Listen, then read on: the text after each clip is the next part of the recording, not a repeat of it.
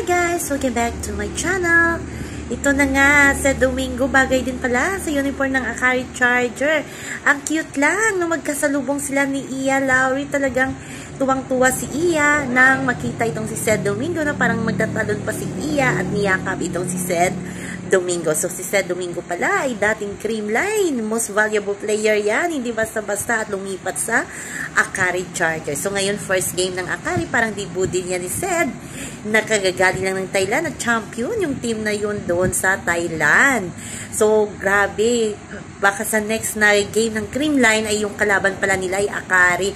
At makakalaban na nila si Sed Domingo. How exciting, diba? Mga paluan dating magkakampi at ngayon magkalaban pero outside the court ay magkakaibigan din. Ayan, good luck Sedi sa bagong mong team. Alam ko marami pa din ang sumusuporta sa iyo. So, yun lang po guys ang ating update. Hanggang sa muli. Bye-bye. Ayan, ang sweet din ni Iya Lowry. No, bye-bye.